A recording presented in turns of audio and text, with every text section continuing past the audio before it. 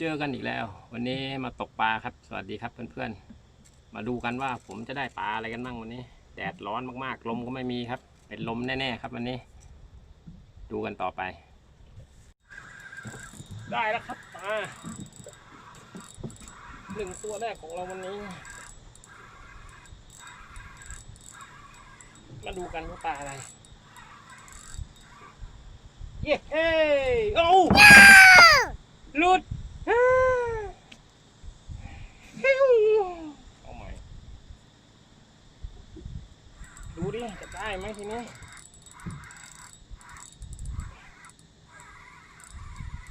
ปลาอะไรโอ้โอ้เย้ตัวแรกครับวันนี้ปลามงครับปลามงได้แล้ว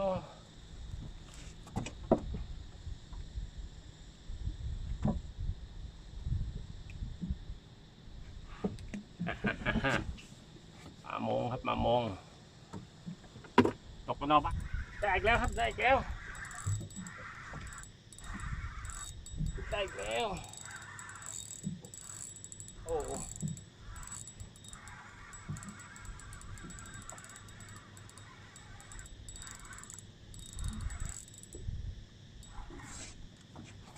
ได้อีกแล้วปลามงครับเฮ้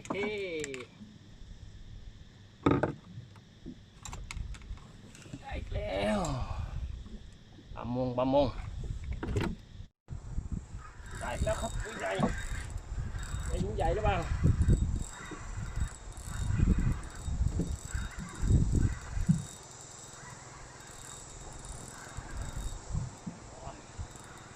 ปลามงครับปลามงอีกแล้วปลามงอีกแล้วเย้ปลามงครับปลามง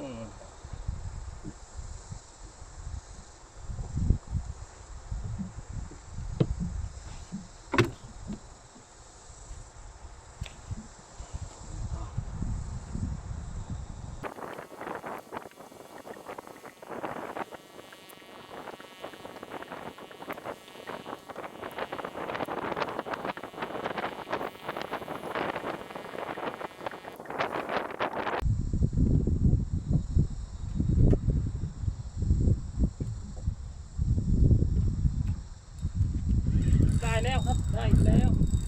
ได้แล้วได้แล้วไม่รู้ปลาอะไรครับไม่รู้ว่าปลาอะไร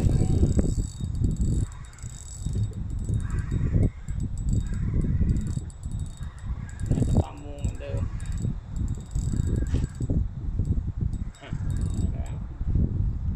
เย้ปลามงเหมือนเดิมครับปลามงอีกแล้ว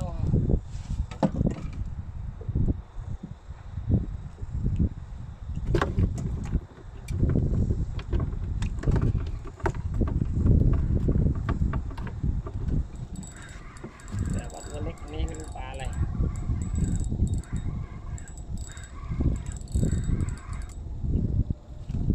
ปลาตายแด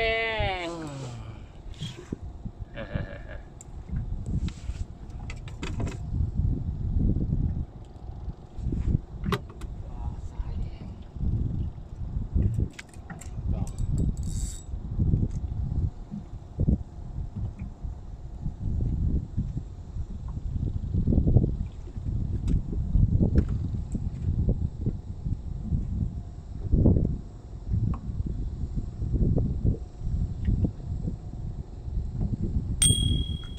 ปิดเลยลงมาถึงอะไรเนี่ยอะไรวะได้อีกแล้วครับน่าจะปลาตายแดงเหมือนเดิม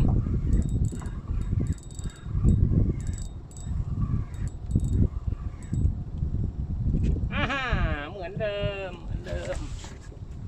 ปลาตายแดงเหมือนเดิม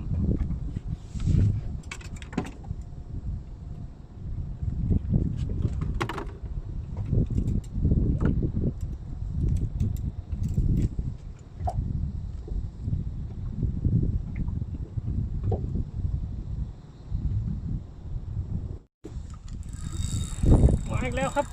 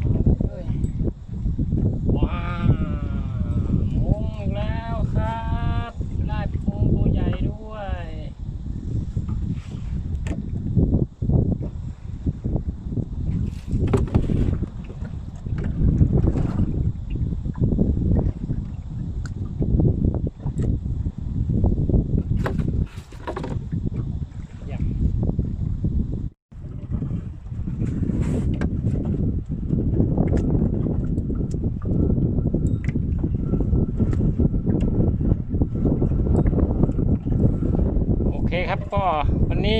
ไว้เท่านี้แล้วกันเดี๋ยวค่อยไปถ่ายรูปปลาตอนถึงฝั่งให้ดูนะครับกลับบ้านดีกว่าลมแรงคลื่นเริ่มใหญ่แล้วเจอกันที่ท่าเรือครับ